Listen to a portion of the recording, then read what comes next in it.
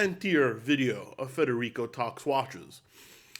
Now, this video is completely unscripted, apart from a little bit of research. But honestly, I read something that really upset me, and I figured, you know what? I haven't ranted in a long time, and I figured now is a good time as any. I had another video prepared for today, but this we need to talk about, and that is movements and watches, or movements particularly, that bear the Swiss-made stamp that come from China.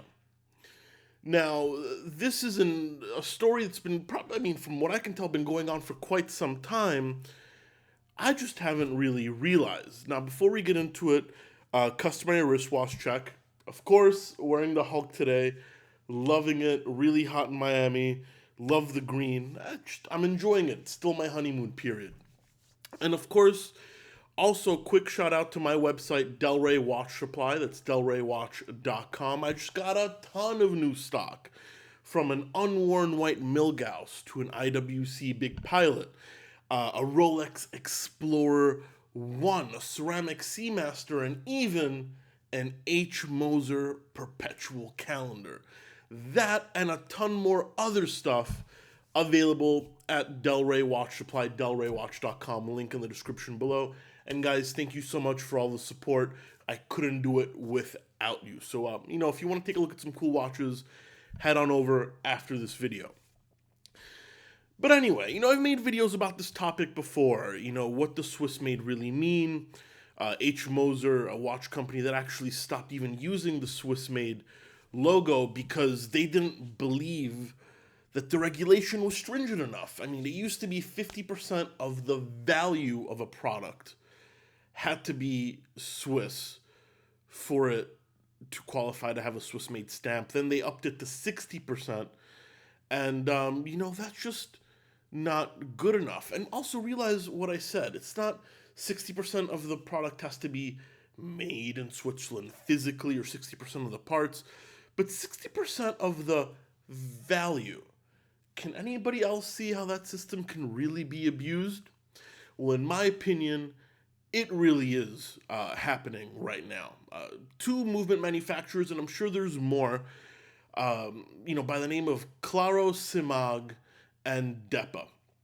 Now, of course, how did I find out about this? Well, there was a Kickstarter watch that was claiming a Swiss-made movement. And I looked at the case back, and I'm like, that's not Swiss-made. That's a junkyard Seagull movement. And, once again, I guess,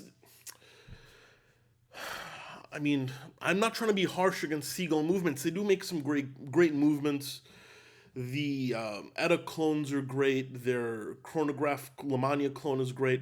But this isn't one of those. This really is like a $6 watch movement.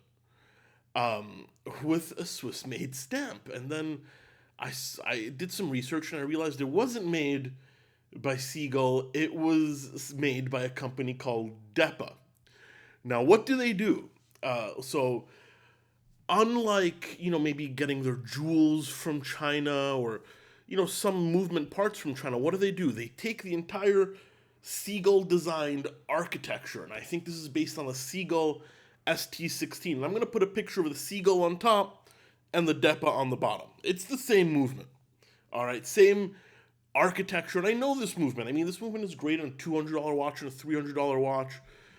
But this is, it's a very, I'm trying to use a more elegant word than what I'm really thinking of. It's a very rudimentary automatic movement. All right.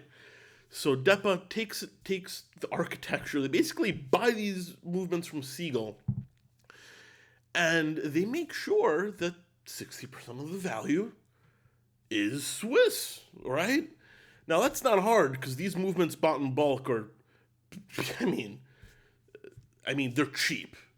So, they regulate them in Switzerland, they assemble them in Switzerland, and they quality control them in Switzerland. And of course, Swiss labor is expensive. There you go, 60%. 60% of the value is Swiss.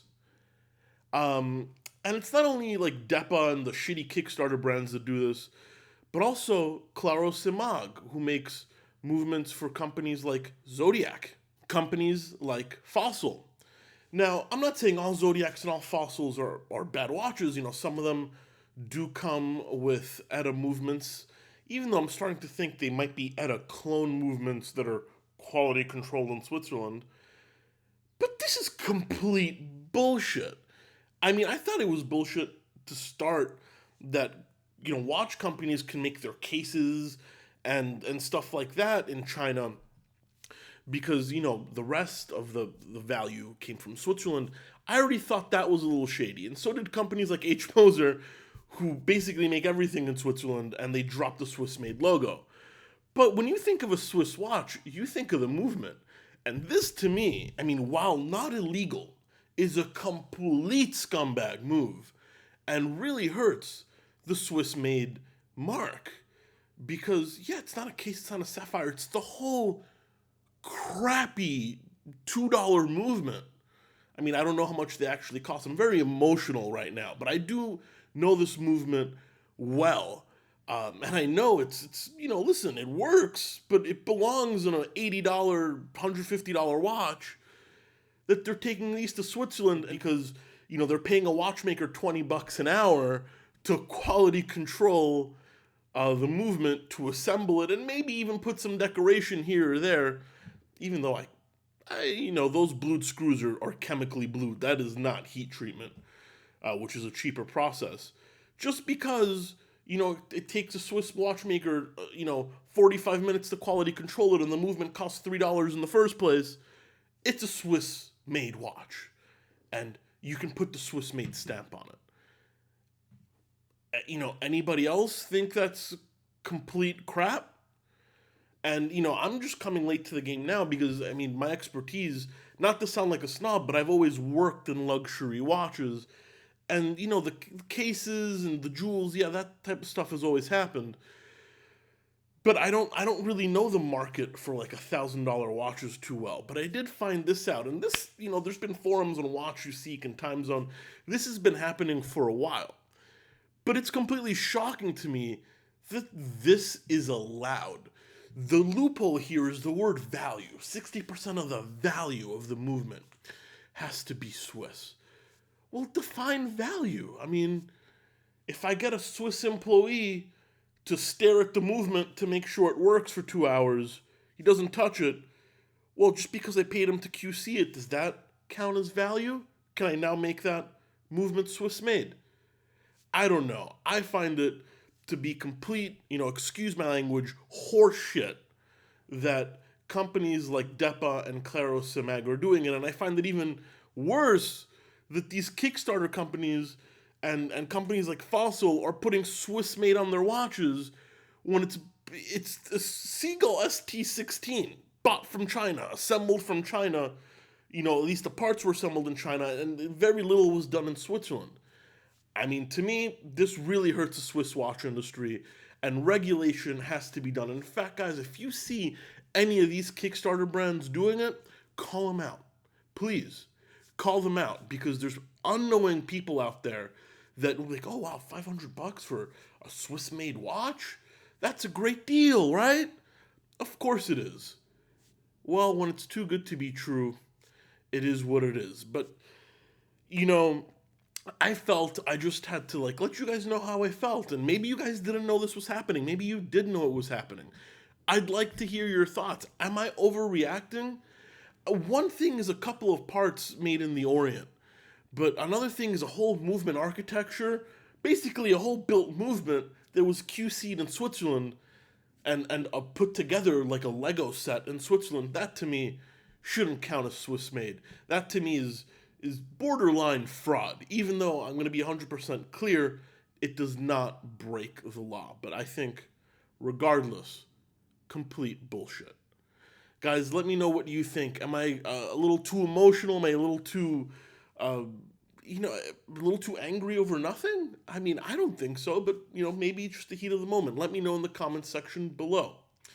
Also, please don't forget to like this video if you found it informative. I mean, I don't know how many more of you guys knew about it, but it certainly gave me a shock on this Sunday morning when I'm filming it. So yeah, and of course, please don't forget to subscribe. Guys, sorry for the negativity in this one, but some things just, need to be, I don't want to say exposed because this is public knowledge, I guess, but some things need to be brought to the light at the very least. Anyway, guys, thank you for sticking around for another episode of Federico Talks Watches. And of course, I will catch you guys in the next one. Take care.